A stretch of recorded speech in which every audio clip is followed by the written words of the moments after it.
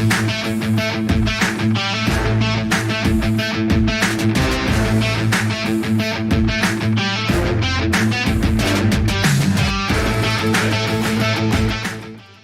morning. What is up, fellow Hoops fans? Welcome back to another episode of the Last Shot NBA show here on Little Birdie TV. And as always, we are brought to you by our good friends at topsport.com.au. Wednesday morning means special guest, and today we have a very special guest coming live and direct from New York City.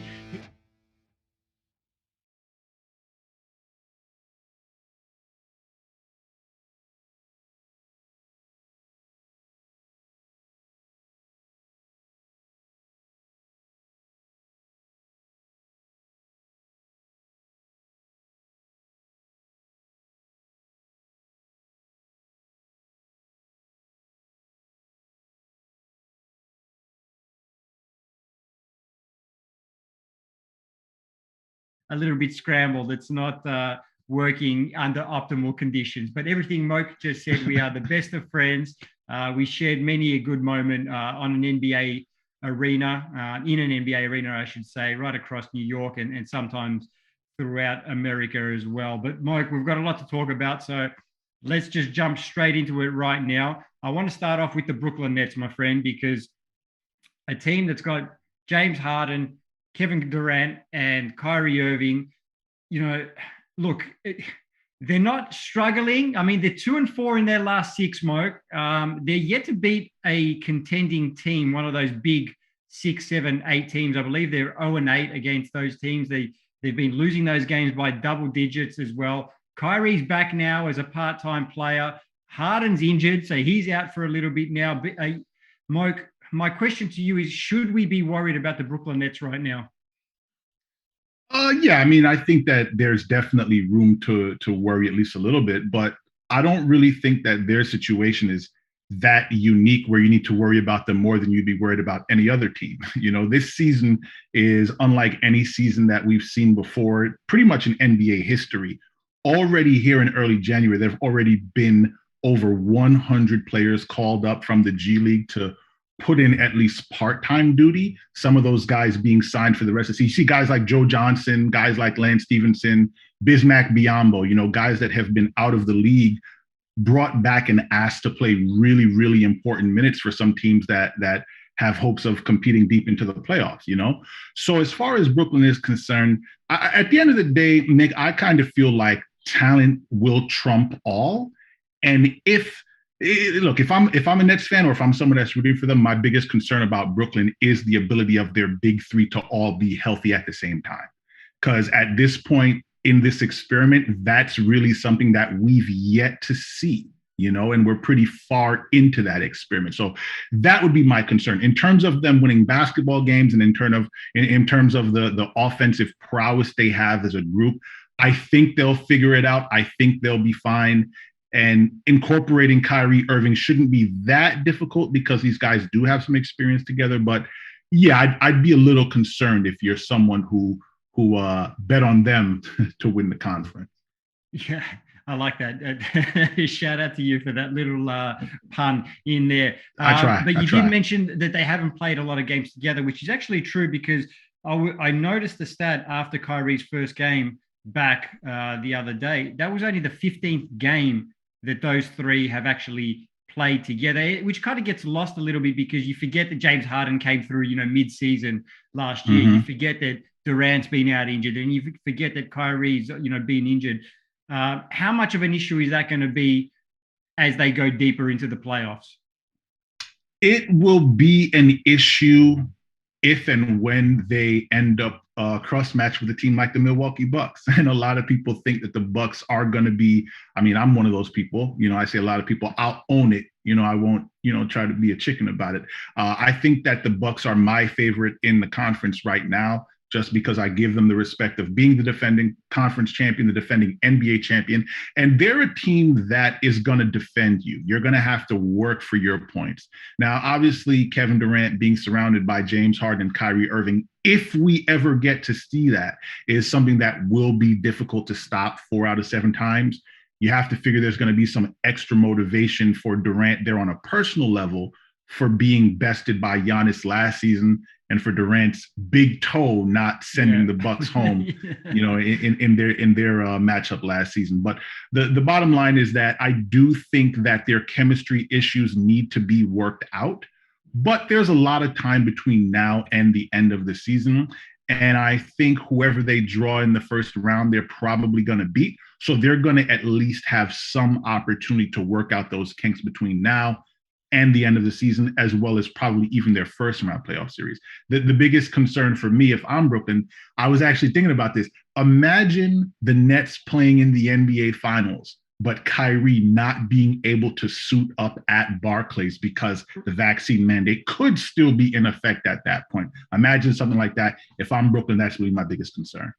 Yeah, and look, I've said this a couple of times on the show already that, new New York City Mayor Eric Adams has given no indication that he's going to reverse that mandate. So that is a very, very real possibility facing the Brooklyn Nets. And not another guy, but a guy I want to talk to you about as well, Moke, is Joel Embiid. He has been having an absolute monster run with the Philadelphia 76ers, put himself right in the MVP conversation. Moke, the Sixers have won 7 in a row. They're one game back from Milwaukee in the 4th seed at the moment. Embiid has scored 30 or more in 9 straight games, which is a Philadelphia franchise record. Moke, can the Sixers do some damage, heading into the playoffs, or are they relying on Joel Embiid too much right now? They are definitely relying on him more than you'd want them to be. I think that what's most impressive about Embiid is the fact that he's one of those players who very quietly has just gotten better and better and better every year. And even better than that, and more impressive to me, Nick, is how he's emerged as a leader. Like people, he was memed, right, for crying after they lost to Kawhi Leonard, thanks to that one of the most awesome shots that'll live on forever and ever. But, exactly. But he has done nothing but worked hard and plied his trade and improved as a player and a leader, and he's someone that the franchise can really kind of get on his back, and he can carry them pretty far. That said, inevitably in the playoffs, it always comes down to, I shouldn't say always, it often comes down to the best player versus the best player. And to me, I really kind of look at Embiid and I say, okay, if I have the Sixers and the Bucks in the playoff series, who do I think is gonna be able to impose their will more on the other? If I have Embiid versus Kevin Durant and the Nets, who do I think is going to be able to impose their will more on the other?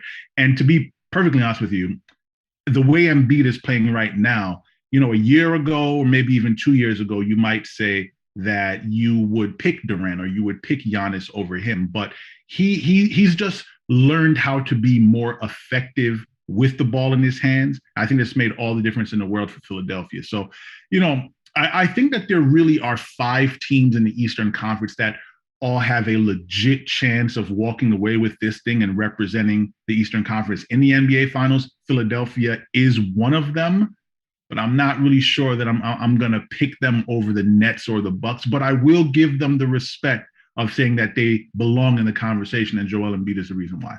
Yeah, absolutely. I agree with that 100%. They, wherever they are right now in the standings, their 5th is all because of Joel Embiid. I used to say before that this team, I didn't think Philadelphia was a true championship contender, even with Ben Simmons. I still thought that they were lacking something. And so, without Ben Simmons, I just don't think that Joel Embiid will have enough by himself to carry that team deep. In saying that, I saw a report this morning. Apparently, the 76ers are looking to package Simmons with Tobias Harris and maybe make a trade. Trade deadline. I was so surprised by that. Surprised by that. Trade deadline's coming up in about a month, so we'll see what moves the Sixers make to, see if they can go deeper in the playoffs. Moving along, Moke, I want to quickly touch on the Toronto Raptors because just quietly, the Toronto Raptors have gotten themselves back up there in the Eastern Conference, Moke. 6-game winning streak, up to 7th in the standings. They're 1 game back from Cleveland in 6th. 2 games back from Philly, which just goes to show you how close the Eastern Conference has been. They've been finally healthy for the most part. They had a lot of guys in and out of, protocols over the last few weeks. Are they legit, Moke?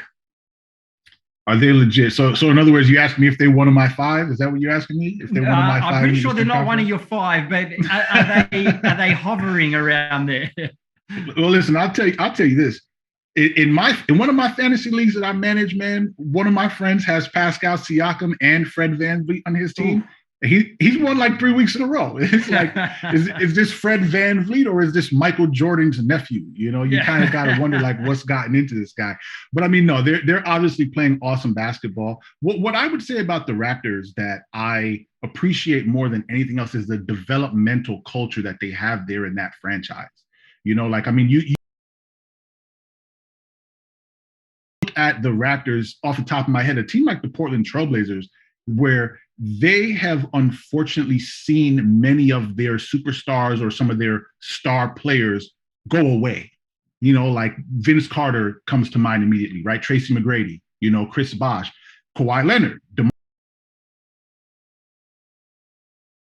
They build their programs around, and for whatever reason, it doesn't work out with those guys, and they end up going away. Kyle Lowry goes on that list as well. But what has been consistent with the Raptors over the past couple of years, I mean, you talk about development, you talk about Pascal. You talk about these guys who they found and have developed into players, and they've built a culture there where that team plays a certain brand of basketball, and they have really talented guys kind of leading the charge for them.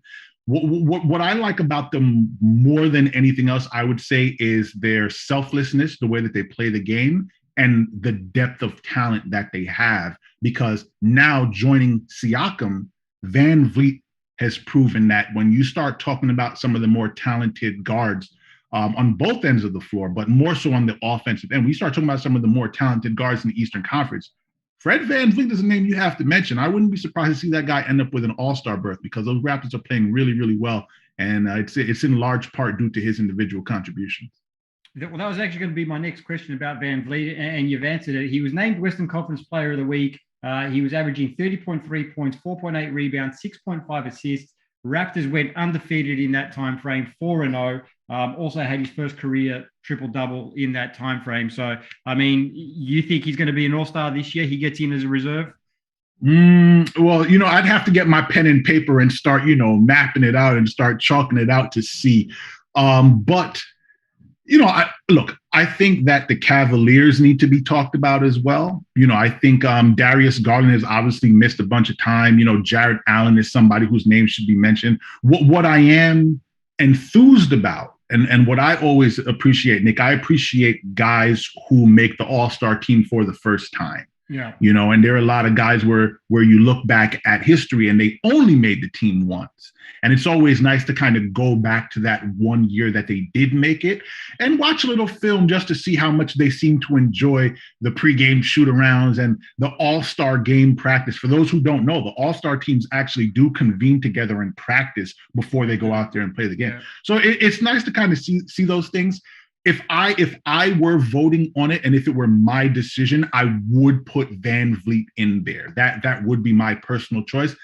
I'm hoping that the voters see it that way as well. And if you asked me to predict, yeah, sure, why not? I'm going to say that Fred VanVleet gets into the All-Star game this year. I agree with you. I think the coaches are going to vote him in. I just think he's put himself in a position where you can't deny what he's done this season, and he's been super fun to watch. Moke, moving on, we're going to talk about another former All-Star guard because I don't think he gets in this year. Kyrie Irving, okay? Now, he had 22 points, 8 rebounds, 4 assists in the game against the Portland Trailblazers yesterday. It was a loss for the Brooklyn Nets. Now, Blazers head coach Chauncey Billups had a couple of choice things to say about Kyrie Irving, which I want to ask you about. So this is what Chauncey had to say. He said, as somebody that played that position, I think Kyrie's the most skilled player that's ever played that position. Just straight skill, nothing else. I think he's the best I've ever seen at that position, skill-wise. So obviously he gives you a ton when he's playing. And Steve Nash actually went on to agree with that later on. with what Chauncey Billups said. Moke, what I want to ask you is, are you buying or selling this? Whew, that was a whopper of a quote. When I saw that, my immediate reaction was to think that Chauncey Billups was just respecting his opponent and was being a bit of a prisoner of the moment. I think about Isaiah Thomas, there are a bunch of other point guards in generations past, right, that come to mind for me as being just as talented as Kyrie, if not more talented than him. But what I will say about those guys is none of them can really take the credit of making a game-winning shot in a game 7 of an NBA Finals. I think that that's something that Kyrie definitely has going for him, working in his favor.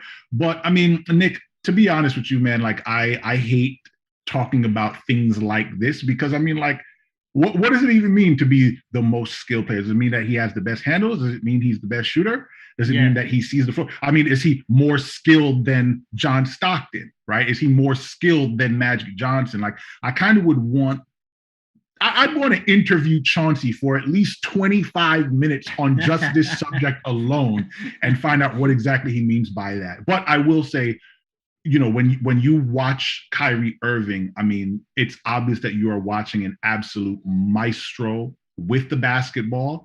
He's his teammates. I mean, the only ability where he's kind of lacking is his availability, right? He's a guy who obviously has been able to suit his stance on being vaccinated.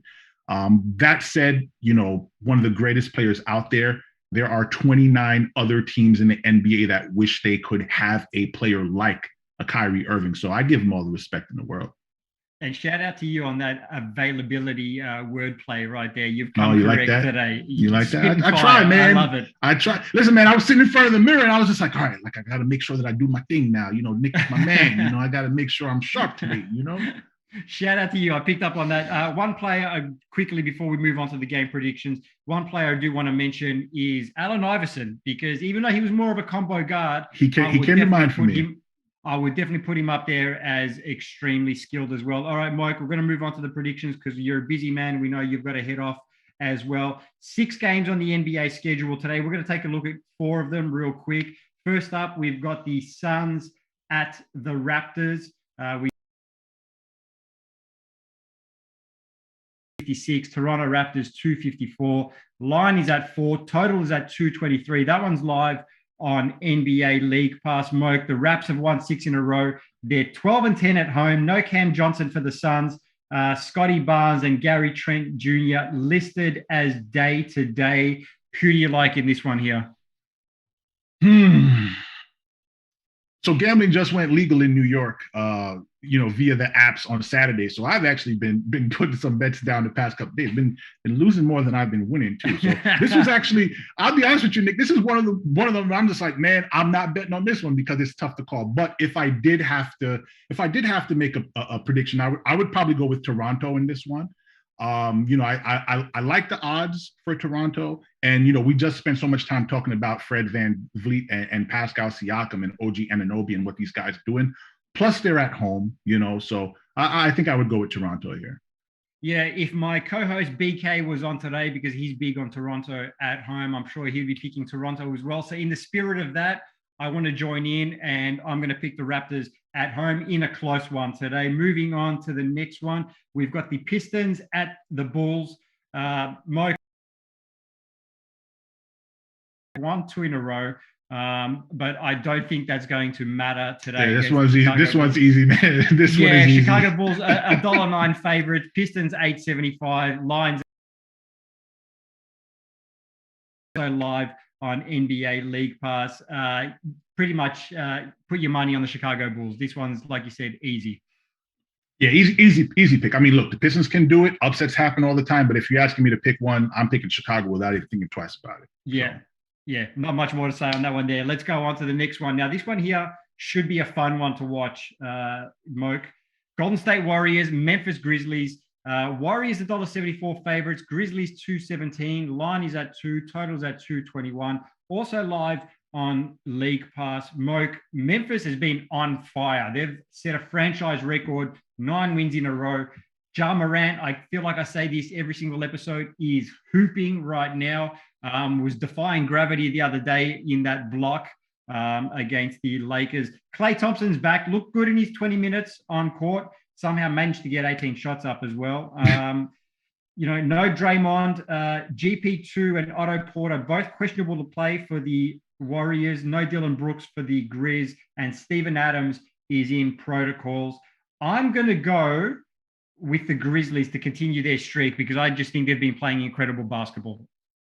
Well, you and I are 3 for 3 in agreement. Hopefully, there's going to be some discord here before we wrap up the predictions. But I'll go with Memphis too. I will say that if Draymond Green were playing, I would take Golden State. I wouldn't be surprised to see Curry score 40 in this one. Going to be able to repeat that performance from Sunday night, but Sunday night for me. But field a bit more. I think kind of get some more notoriety for that. Nuggets $1.68, Clippers $2.28. Line is that one's live on ESPN today. No, they are Hardenstein out, and I do like the Nuggets to. So this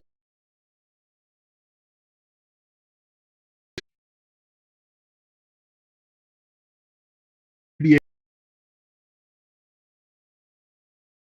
tough time role in says